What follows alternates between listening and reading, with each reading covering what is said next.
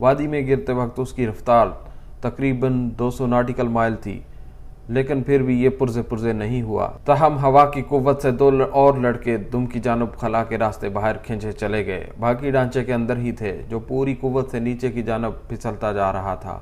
رفتار کم ہوئی تو جہاز کی نشستیں فرش سے اکھڑ کر آگے کی سمت پھسلنے لگیں، اور وہ لوگ جو ان نشستوں کے درمیان گر پڑے تھے بری طرح سے کچلے گئے۔ جب بہت سی نشستیں ایک ساتھ سامنے والی دیوار سے ٹکرائیں تو سامان اور مسافروں کے درمیان حائل پارٹیشن بھی اکھڑ گئی۔ اس پر مستزاد یہ کہ یک بستہ ہواؤں کے تھپیڑے مسافروں کو بدحال کر رہے تھے۔ جن کے حواس ابھی تک باقی تھے وہ ڈھانچے کے کسی چٹان سے ٹکرانے کے منتظر تھے۔ نشستوں کی دھات اور پلاسٹک یکدم ٹھنڈی ہو کر ان کے جسموں میں پیوست ہوتی جا رہی تھی۔ اس سے نجات پانے کے لیے کچھ لڑکوں نے اپنے سیفٹی بیلٹ کھول کر کھڑا ہونا چاہا، لیکن صرف گسٹاف زربینو اس میں کامیاب ہو سکا۔ اس نے اپنے قدم مضبوطی سے فرش پر جمائے اور چھت کو پوری قوت سے تھام کر اللہ کو پکارنے لگا، اے اللہ ہماری مدد کر، اے اللہ ہمیں بچا لے۔ کارلیٹوس جہاز کے بازو ٹکرانے کے وقت سے ہی حضرت مریم علیہ السلام کی دعائیں پڑھ رہا تھا۔ جو ہی اس نے دعا کے آخری الفاظ ختم کیے، جہاز رک گیا۔ چند لمحے تو موت کی سی خاموشی طاری رہی، پھر آہستہ آہستہ کیبن کے چاروں طرف سے زندگی کی آوازیں ابھریں، آہیں، سسکیاں، کراہ، دعائیں اور مدد کے لیے چیخ و پکار۔ جب جہاز وادی میں گرا تھا تو کینیسا اپنا سر اپنے بازوؤں میں چھپائے اگلی نشست پر جھک گیا تھا۔ اس کا خیال تھا کہ بس اب کسی لمحے بھی موت اسے آ لے گی۔ اس نے کوئی دعا نہیں کی۔ اس کے ذہن میں تو بس یہ تھا کہ جہاز کس رفتار سے اڑ رہا تھا اور کس قوت سے یہ چٹان کے ساتھ ٹکرا کر پرزے ہو جائے گا۔ لیکن اچانک اسے محسوس ہوا کہ جہاز تھم چکا تھا۔ وہ چلایا، ارے یہ تو رک گیا۔ پھر وہ اپنے ساتھ بیٹھے ہوئے لڑکے کی طرف مڑا اور اس سے پوچھا کہ کیا وہ ٹھیک ٹھاک ہے۔ وہ ذہنی صدمے سے دوچار تھا۔ اس نے سر ہلا کر ہاں کہی، جس پر کینیسا اسے چھوڑ کر اپنے ایک اور دوست دانیال میسپون کی طرف بڑھا، جو اپنی نشست سے نکلنے کی کوشش کر رہا تھا۔ پھر دونوں نے مل کر دوسروں کی مدد شروع کی۔ پہلے تو انہوں نے یہ سمجھا کہ تمام مسافروں میں سے صرف وہ 2 ہی سلامت ہیں، کیونکہ چاروں طرف سے چیخ و پکار کی آوازیں آ رہی تھیں۔ لیکن پھر ملبے سے اکا دکا مسافر اپنے قدموں پر کھڑے ہونے شروع ہوئے۔ سب سے پہلے گسٹاف زربینو برآمد ہوا، پھر ٹیم کیپٹن مارسیلو پیریز۔ اس کا چہرہ زخمی تھا اور اس کے گال سے درد کی ٹیسیں بھی اٹھ رہی تھیں، لیکن اپنے منصب کے پیش نظر اس نے اپنا درد بلایا اور فوراً ہی امدادی کام میں مصروف ہو گیا۔ میڈیکل کے دونوں طالب علم حتی المقدور زخمیوں کی مدد میں جٹ گئے۔ جہاز رکتے ہی کچھ لڑکوں نے پٹرول کی بو سونگھ کر یہ اندازہ لگایا کہ اب جہاز میں آگ لگ جائے گی اور اس کے پرخچے اڑ جائیں گے۔ وہ دم کی طرف کھلے راستے سے ہوتے ہوئے باہر بھاگے، لیکن رانوں تک برف میں دھنس گئے۔ بوبی فریکوئنس، جو سب سے پہلے باہر آیا تھا، بالآخر ایک سوٹ کیس پر چڑھا اور سگریٹ سلگا کر کارلیٹوس پینٹر سے بولا، برے پھنسے۔ پینٹر اس کے پیچھے ہی باہر آیا تھا۔ باہر ویرانی ہی ویرانی تھی۔ ان کے چاروں طرف برف تھی اور آگے 3-4 پہاڑوں کی مٹیالی عمودی چٹانیں تھیں۔ جہاز کا ڈھانچہ ایک ہلکے سے موڑ پر آ کر رکا تھا۔ اس کا رخ نیچے وادی کی طرف تھا، جس کے آگے پہاڑ ذرا فاصلے پر تھے اور اس وقت دھند کی وجہ سے صاف دکھائی نہیں دیتے تھے۔ سردی انتہائی سخت تھی اور بہت سے لڑکے صرف قمیصوں میں ملبوس تھے۔ کچھ نے سپورٹ کوٹ پہن رکھے تھے، کچھ نے بلیزر۔ کسی نے بھی نقطہ انجماد سے نیچے کے درجہ حرارت سے بچاؤ کا اہتمام نہیں کر رکھا تھا۔ نظر آنے والے سوٹ کیسوں کی تعداد بہت کم تھی۔ امید تھی کہ ان سے کچھ کپڑے برآمد ہو سکیں گے جو سردی سے بچاؤ کے کام آ سکیں۔ لڑکوں نے سامان کی تلاش میں پیچھے نگاہ دوڑائی تو دیکھا ایک سایہ پہاڑ سے نیچے اتر رہا تھا۔ قریب آیا تو دیکھا کہ وہ ان کا ساتھی کارلوس ویلیٹا تھا۔ انہوں نے بآواز بلند اسے پکارا اور اپنی طرف بلانے لگے، لیکن ایسا لگتا تھا کہ وہ نہ انہیں دیکھ سکتا تھا نہ سن سکتا تھا۔ ہر قدم پر وہ رانوں تک برف میں دھنس جاتا۔ صرف چٹان کی تیز ڈھلوان اسے آگے بڑھنے میں مدد دے رہی تھی۔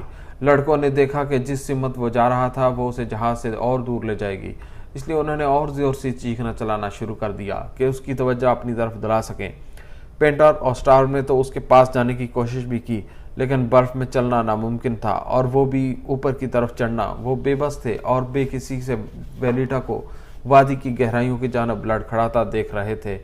ایک دفعہ یوں محسوس ہوا کہ اس نے جہاز کو دیکھ لیا ہے اور وہ اپنا رخ بدل رہا ہے، لیکن پھر وہ پھسلا اور چٹان کی ڈھلوان پر پھسلتا ہوا برف کی پنہائیوں میں گم ہو گیا۔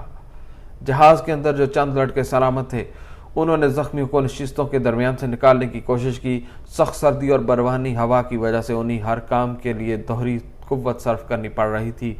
जिन्हें मामूली जख्म आए थे वो भी जहनी सदमों से दो चार थे। जब जख्मियों को खींच कर बाहर निकाला गया तो उनके लिए मजीद कुछ न किया जा सकता था। मेडिकल के दोनों तालिब इल्म कैनिसिया और जर्बिनो अभी नापुख्ता थे। तीसरा डिगो स्टार्म जहनी सदमे से संभल नहीं पाया था। जर्बिनो अभी साल अव्वल का तालिब इल्म था और उसमें से भी पहले 6 महीने उसने नफ्सियात और सोशियोलॉजी की क्लासों में गुजारे थे। कैनिसिया ने 2 साल की तरबियत ली थी, लेकिन कुल कोर्स का ये 1/4 हिस्सा थी। फिर भी दोनों को शदीद एहसास था कि इस सूरत हाल में उन पर क्या जिम्मेदारी आन पड़ी है। कैनिसा एक औरत के कुचले हुए जिस्म के मुआयने के लिए घुटनों के बल उस पर झुका। ये एयोजीनिया पेरिडो थी जो मर चुकी थी। उसके पहलू में उसकी बेटी सोसना पेरिडो थी जो जिंदा तो थी लेकिन सख्त जख्मी होने की वजह से बेहोश थी। उसकी पेशानी पर गहरा जख्म आया था जिससे खून बह बह कर उसकी आंख के हल्के में जमा हो गया था। कैनिसा ने खून साफ किया और उसे फर्श के उस हिस्से पर लटा जिस पर नशिस्तों के हिस्से बिखरे हुए थे। उसके करीब ही एबल पड़ा हुआ मिला। उसकी खोपड़ी में शदीद ज़रब आई थी। वो कुछ होश में था। कैनिसा उसे देखने के लिए उस पर झुका तो उसने उसका हाथ पकड़ लिया और नकाहत के आलम में बोला, मुझे अकेला ना छोड़ना, देखना मुझे मरने ना देना। और लोग भी मदद के लिए पुकार रहे थे। कैनिसा ज़्यादा देर उसके पास नहीं ठहर सकता था। उसने जर्बिनो को एबल के करीब आने का इशारा किया और खुद नींदो परीडो की तरफ बढ़ा जो अपनी नशिस्त से उछलकर जहाज से बाहर जा गिरा था। उसका चेहरा खून से लथपथ था और कैनिसा ने सोचा कि शायद वो मर चुका है, लेकिन उसने उसकी नब्ज़ टटोली तो उसकी पोरों को खून की मधम सी गर्दश महसूस हुई। पेरिडो जिंदा था, लेकिन उसका जिंदा रहना नामुमकिनात में से था और चूंकि इसके लिए कुछ न किया जा सकता था उसे उसके हाल पर छोड़ दिया गया। एयोजीनिया पेरिडो के करीब ही 2 और मुसाफिर दम तोड़ गए। ये डॉक्टर निकोला और उसकी बीवी थी। दोनों की नशिस्तें उखड़कर सामने वाली दीवार से जा टकराई थी और दोनों ने एक दूसरे के पहलू में दम दे दिया था। आर्जी तौर पर उनकी नाशें जहां पड़ी थी पड़ी रहने दी गई और मेडिकल के तालिब इल्म जिंदा रह जाने वालों की मदद में लग गए। जहाज की नशिस्तों को सिरों के तेल और चिकनाई वगैरह से महफूज रखने के लिए जो कपड़े डाल देते हैं उन्हीं फाड़ फाड़ कर उन्होंने पट्टियां बनाई, लेकिन इतने बहुत से जख्मियों के लिए ये नाकाफी थी। एक लड़के रिफाइल इश्यूरन के दाएं पांव की पिंडली का गोश्त उड़ गया था और पूरी पिंडली यूं घूम गई थी कि अगला हिस्सा पीछे और पिछला हिस्सा आगे चला गया था। हड्डी बिल्कुल साफ नजर आ रही थी। जर्बिनो ने खून बहाते हिस्से को मजबूती से पकड़ा, घुमा कर उसे अपनी जगह पर बिठाया और फिर एक सफ़ेद कमीज से उसकी टांग बांध दी। एक और लड़का एनरिक प्लीटर वो खुद चलकर जर्बिनो के पास आया। उसके पेट में लोहे की एक ट्यूब खुप गई थी। जर्बिनो इसे देखकर पहले तो कांप उठा, लेकिन फिर उसे वो सबक याद आए जिसमें पढ़ाया गया था कि डॉक्टर का काम अपने मरीजों में एतमाद पैदा करना था। चुनांचे उसने अपने हवास दुरुस्त किए। प्लीटेरो की आंखों में आंखें डालकर अपनी आवाज़ में भरपूर एतमाद पैदा करते हुए बोला, भाई एनरिक, तुम तो बिल्कुल ठीक ठाक दिखाई देते हो। अच्छा, तुम्हारी ये राय है? अपने पेट में खुबे हुए लोहे की तरफ इशारा करते हुए बोला, और उसके बारे में क्या ख्याल है? इसकी फिक्र ना करो, तुम काफ़ी सेहतमंद हो, आओ मेरा हाथ बटाओ, जर्बिनो बोला। प्लीटरो उसकी बात से मुतमईन सा हो गया और नशिस्तों की तरफ मुड़ा। एन उसी वक्त जर्बिनो ने फुर्ती से ट्यूब पकड़ी, अपना घुटना उसके जिस्म पर रखा और पूरी कुव्वत से ट्यूब बाहर खींच ली। ट्यूब तो बाहर आ गई, लेकिन उसके साथ 6 इंच लंबी एक आंत भी थी। प्लीटीरो ने मायूसी के आलम में अपने पेट की तरफ देखा, लेकिन उससे पहले कि वो कुछ कहता, जर्बिनो बोला, एनरिक, शायद तुम सोचो कि तुम्हारी बुरी हालत है, लेकिन यहाँ तुमसे भी ज़्यादा जख्मी मौजूद हैं, इसलिए बुज़दिल मत बनो। आओ मेरी मदद करो, उसे किसी कमीज से कस कर बांध लो, उसे मैं बाद में देखूंगा। शिकायत का कोई हर्फ ज़बान पर लगाए बगैर प्लीटीरो ने उसके कहे पर सर झुका दिया। कैनिसा फ्रिनेंडो वीज कोइज की तरफ मुड़ा। वो उसके साथ ही बैठा हुआ था। कैनिसा ने देखा कि जहाज के एक पर ने जो ढांचे में धंस गया था उसकी टांग के 2 टुकड़े कर दिए हैं। एक बड़ी रग कट जाने से उसका खून बह गया था। वो मर चुका था। नशिस्तें उखड़ने और एक दूसरे से टकराने की वजह से ज़्यादातर लड़कों की टांगें ही जख्मी हुई थीं। एक की टांग 3 जगहों से टूट गई थी। उसका सीना बुरी तरह जख्मी हुआ था और अब वो बेहोश पड़ा था। होश में रहने वाले ज़्यादा तकलीफ में थे कि दर्द टेसे बन बन कर उठ रहा था। पंजायतो एबल, सोसना पेरिडो और सबसे बुरी हालत औधेड़ उम्र की औरत सनवारा मारियानी की थी, जिसके बारे में लड़कों को कोई खबर ही नहीं थी। उसकी दोनों टांगें टूट गई थीं और वो टूटी हुई कुर्सियों के ढेर के नीचे दबी पड़ी थी। वो मदद के लिए चल आई, लेकिन किसी में इतना दम खम नहीं था कि वो उसे कुर्सियों के नीचे से निकाल सकता। लिलियाना मिथोल, जहाज में मौजूद 5वीं औरत का चेहरा खून से लथपथ था। उसे काफ़ी खराशें आई थी, लेकिन जख्म मामूली थे। उसका शौहर जेवियर पिंजायतो एविल का कज़न भी महफूज था, लेकिन बुलंदी की वजह से उसका सर चकरा रहा था और इन्फ्लुएंजा भी हो गया था। उसने बाकी लोगों की मदद की कोशिश की, लेकिन उसे चक्कर पे चक्कर आ रहे थे, कैती महसूस होती थी, इसलिए वो अपनी जगह से हिल न सका। दूसरों की हालत भी कमोबेश यही थी। पेड्रो अल्गोटा पर मदहोशी तारी थी। जिस्मानी तौर पर वह ठीक था और कुर्सियां उठा उठा कर एक तरफ रख भी रहा था, लेकिन उसे कुछ पता न था कि वो कहाँ है और क्या कर रहा है। एक और के सर में शदीद चोट आई थी। उसने कई बार जहाज से भागकर पहाड़ से उतरने की कोशिश की, लेकिन दूसरे उसे पकड़ लेते। जहाज तकरीबन 3:30 बजे गिरा था। बादलों की वजह से रोशनी पहले ही कम थी। तकरीबन 4 बजे बर्फबारी भी शुरू हो गई। पहल तो बर्फ के गाले लफलफे से थे, लेकिन फिर ये मोटे मोटे घालों में बदल गए और पहाड़ नजर आने बंद हो गए। बर्फबारी के बावजूद मार्सिलो पेरिस ने हदायत की कि तमाम जख्मियों को उठाकर बाहर ले जाया जाए, ताकि ढांचे में रह जाने वाली इस जगह को साफ किया जा सके। ये एक आर्जी सा बंदोबस्त था। उन तमाम को यकीन था कि अब तक जहाज की गुमशुदगी की खबर मिल चुकी होगी और अमदादी पार्टियां बस आती ही होंगी। उन्होंने सोचा कि अगर वो रेडियो से सिग्नल भेजे तो अमदादी पार्टियों को तलाश करने में आसानी रहे, लेकिन कुर्सियों का ढेर पायलट केबिन के दरवाजे पर रुकावट बना खड़ा था। दूसरी तरफ से आहों और कराहों से पता चलता था कि किसी पायलट में जिंदगी बाकी है। इसलिए एक लड़के मुंचू सबीला ने फैसला किया कि वो जहाज के बाहर से पायलट केबिन तक जाए और पायलटों से बात करे। बर्फ पर चलना नामुमकिनात में से था, लेकिन मुंचू ने एक तरकीब ढूंढ निकाली। उसने कुर्सियों के कुशन निकाले, बर्फ पर डाले और उन पर कदम रखता जहाज के अगले हिस्से तक जा पहुंचा। जहाज का अगला हिस्सा पचक गया था, लेकिन ऊपर चढ़कर कॉकपिट में झांकना मुश्किल नहीं था। मुंचो ऊपर चढ़ा और कॉकपिट में झांक कर देखा तो कर्नल फ्रीदास और लिगुरिर को कुर्सियों में जकड़ा हुआ पाया। जहाज के आलात वाला बोर्ड उनके सीनों तक पचक गया था। फ्रीदास मर चुका था, लेकिन लिगुरिरा जिंदा था। उसने सबीला को देखा तो मदद की इल्तिजा की, लेकिन सबीला क्या कर सकता था? वो लिगुरिरा को 1 इंच भी नहीं हिला सकता था। ताहम पानी मांगने के जवाब में उसने थोड़ी सी बर्फ अपने रुमाल में बांधी और ऊपर से रुमाल उसके मुंह पर टपका दिया। फिर उसने रेडियो को हलाया जलाया, लेकिन वो खामोश था। सबीला वापस लौट आया और दूसरों की हौसला अफजाई की और फिर बोला कि उसने सांटियागो एयर कंट्रोल से बात की है। बाद में कैनिसा और जरबीनो सबीला की तरह गद्दियों पर पांव रखते आगे गए और पायलट को बाहर निकालने की कोशिश की, लेकिन वो 1 इंच भी न हिला। खुद लिगुरिरा की नशिस्त फर्श से मुंसलिक थी। वो इतना ही कर सके कि लिगुरिरा की पुश्त से कुर्सी की गद्दी खींच लें।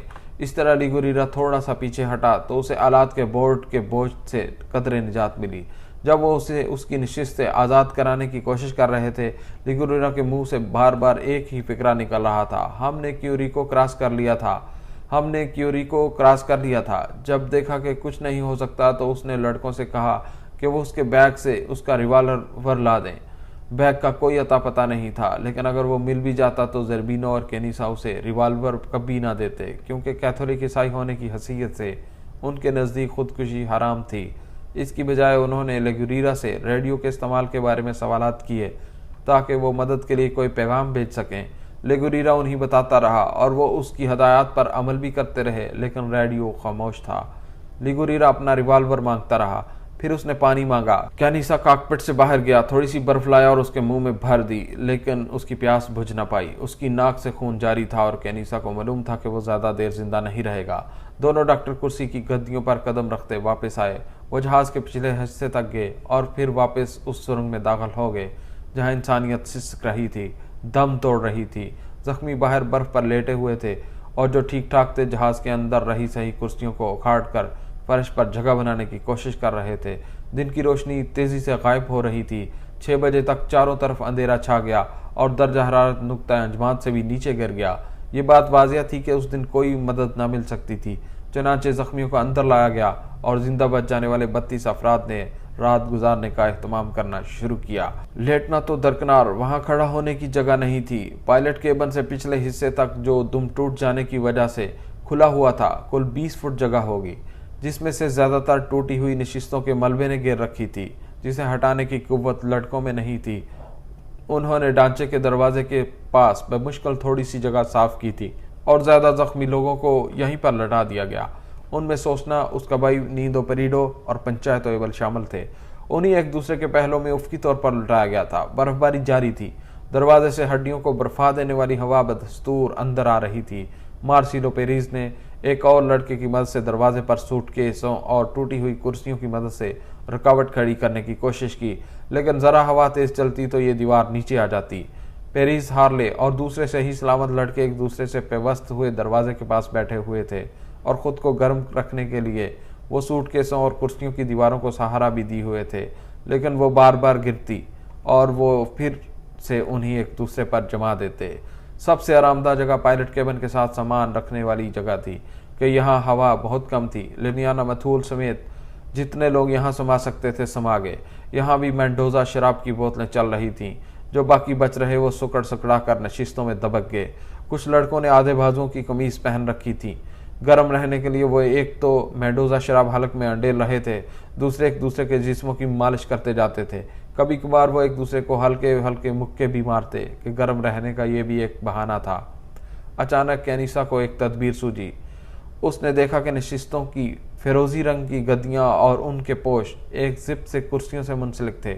उन्हें अगर किसी तरह अलग कर लिया जाता तो वो छोटी छोटी चादरों और कंबलों का काम दे सकती थी। नुक्ता अंजमात से भी नीचे दर्जा हरारत में उनकी कोई हैसियत नहीं थी, लेकिन कुछ ना होने से कुछ होना तो बेहतर था। सर्दी से भी ज्यादा वहशतनाक वो कैफियत थी जो उस अंधेरे जहाज में माहौल पर तारी थी।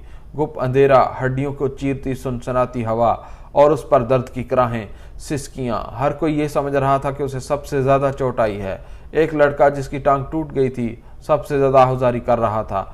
जो ही कोई उसके करीब आता वो जोर जोर से चलाता और गालियां बकना शुरू कर देता। उसका ख्याल था कि जो भी उसके पास आया वो जरूर उसकी टांग पर पांव रख देगा। वो खुद तो चलाता रहा, लेकिन जब उसे प्यास ने सताया तो वो दूसरों की परवाह किए बगैर उन्हीं फलांगता जहाज से बाहर गया कि कुछ बर्फ खाकर प्यास बुझा सके। मार्सिलो पेरिस ने बड़ी मुश्किल से उसे वापस उसकी जगह पर पहुंचाया। उधर राय हार्ले पर झंझलाहट तारी थी। वो कितनी ही बार दरवाजे पर रखी रुकावट खड़ी कर चुका था, लेकिन वो हर बार गिर जाती। सामान वाले हिस्से के करीब लिगुरिया की चीखें साफ सुनाई दे रही थी।